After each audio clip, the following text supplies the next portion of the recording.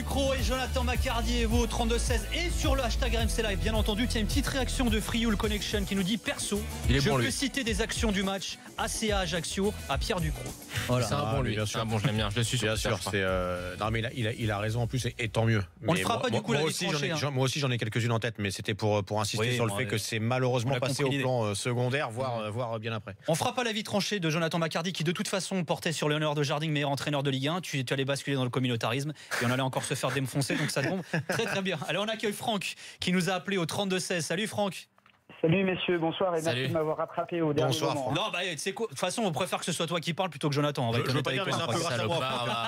Bande de Je ne suis pas portugais, donc tout va bien. Ah bah écoute, désolé, bonne soirée Franck. Allez, je coupe, non, je déconne. Non, je voulais intervenir parce que d'abord, je tenais à féliciter Pierre parce que j'ai écouté son avis tranché il y a une vingtaine de minutes. J'étais dans la voiture et j'ai vraiment, Pierre, grandement apprécié ton discours. Je crois que tu as tout dit. En plus, tu as fait une généralité, donc tu n'as absolument pas stigmatisé sur le cas Corse et je trouve que Laurent a très bien parlé, l'auditeur avant. Moi, je suis ni Corse, ni du Havre. Moi, je suis un supporter du football avant tout. Et c'est vrai que Pierre, j'ai vraiment adoré ce que tu as dit. C'était clair, c'était précis. Et donc, j'ai voulu intervenir parce qu'en fait, moi, je suis un ancien coach. Donc, pendant 20 ans. J'ai bien fait de te rattraper au vol. Exactement. Donc, moi, je suis un ancien coach. Donc, pendant 20 ans, passionné de football. Je pensais faire ma vie en tant qu'entraîneur de football. C'était vraiment ma passion en région parisienne. Donc, moi, j'ai le DEF qui équivaut un petit peu à l'ancien BE2. Donc j'ai entraîné comme ça pendant 20 ans en région parisienne et je me suis arrêté il y a 5 ans effectivement donc pour toute cette problématique sur le terrain, en dehors du terrain, ce soit les joueurs. T'entraînais quelle catégorie en J'étais senior en senior et en jeune en fait. J'étais en senior en jeune. Et t'entraînais où Franck? Au niveau Ligue, donc j'ai fait Saint-Ouen-Saint-Gratien, j'ai fait l'AS Meudon, voilà, donc des clubs. C'est un bon niveau quoi déjà. Ouais. Oui, bien structuré, etc. Et effectivement, donc j'ai arrêté parce qu'à un moment donné, la mentalité des joueurs de plus en plus compliquée. Donc moi, c'était 1 ou 2 ans après Naïsna, donc très compliqué. Les parents, il faut se rendre compte quand même de l'incivilité des parents. À l'extérieur. Les spectateurs, j'en parle même pas. Je crois qu'aujourd'hui, pour être arbitre au niveau Ligue, je parle même pas de district parce que là, c'est la jungle.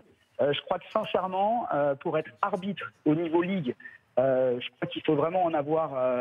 Faut être courageux. Il faut vraiment être passionné.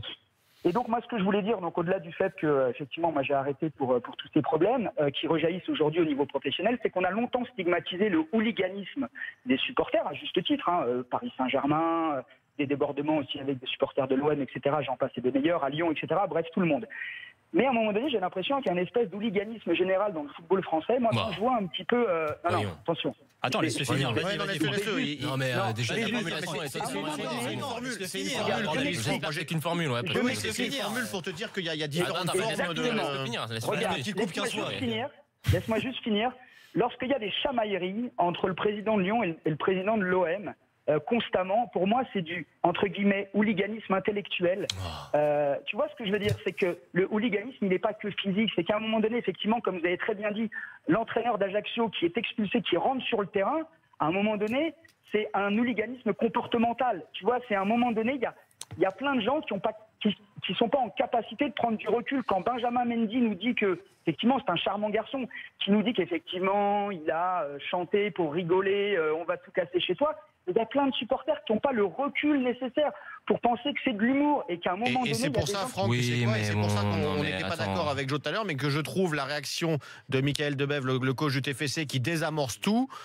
C'est pas juste quelque chose d'hypocrite. C'est de la débilité. Non, c'est des mensonges. Faut dire la vérité. C'est toi qui es débile de penser qu'il est débile de dire ça. C'est de la stupidité. C'est pour les gens pour des cons. Je suis désolé. C'est ce que Franck est en train de te dire. Quand t'es acteur, t'as une responsabilité en plus. Et c'est la responsabilité, c'est pas de raconter des mensonges aux gens et ne pas raconter des mensonges aux supporters. Il y a un moment pour tout. Il y a un moment pour tout. Non, mais attends, je vais te répondre. Je vais répondre à Franck. Franck, franchement, alors, de dire qu'il y a un problème de violence sur les terrains amateurs, il y a pas de problème. On le sait tous. Mais c'est pas un problème qui est inhérent au football. C'est un problème qui est inhérent à la société. Il y a de la violence dans certains quartiers, il y a de la violence dans certains milieux et elle se traduit malheureusement sur les terrains de foot amateurs parce que le football est un vecteur, comme on le disait, et tu as raison, sociétal. Il y a de la violence verbale aussi sur Twitter. Il y a aussi sur Twitter, mais sauf que les présidents de clubs de foot laisse-moi finir parce que là j'ai quand même entendu beaucoup d'âneries. Par contre, non, c'est pas des âneries. Pierre, s'il te plaît. Toi, tu penses que c'est des âneries. Mets-toi sur le même terrain. Ce ne sont pas des âneries. Dire que les disputes entre Hérault et Olas, c'est du hooliganisme, ou dire que Benjamin Mendy, c'est une vidéo petit formule. Ce qui est en train de te dire, Franck,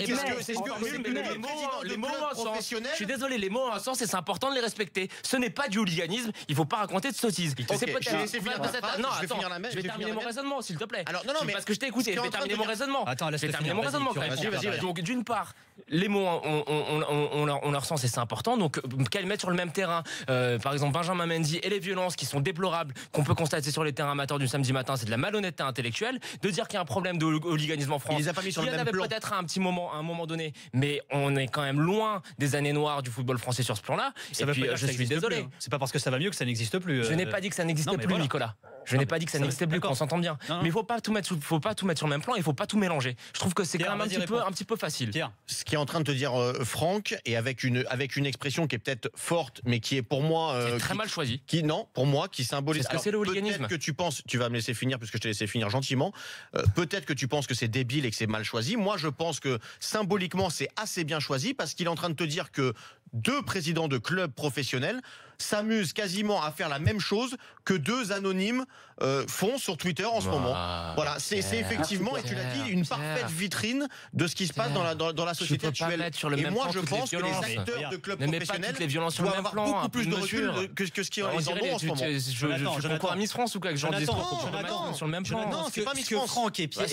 Ce que Franck et Pierre essayent de t'expliquer, c'est que les mecs qui sont acteurs, ils ont une responsabilité, un devoir d'exemplarité qui est important. Et à partir du moment où tu mets de l'huile sur le feu, alors Franck utilise le terme d'hooliganisme intellectuel dans le sens de dire c'est de la violence verbale. Je vais te dire sortir comme ça. C'est une forme de violence. Ça me convient mieux. Voilà, c'est pas pareil. Regarde la définition du hooliganisme. Le mot, mais le fond est vrai. Les mots sont importants. Et ce que je trouve quand même aberrant, c'est de dire que sous prétexte que tu es un acteur du football, que tu as un certain devoir de réserve, de sortir non pas des robinets d'eau tiède comme Madame Bois de la Tour nous a sorti passer des robinets d'eau tiède, mais de raconter des mensonges comme Michael Debève jouait, se mettre des œillères et prendre les gens pour des cons. Je suis désolé, c'est pas comme ça qu'on va avancer.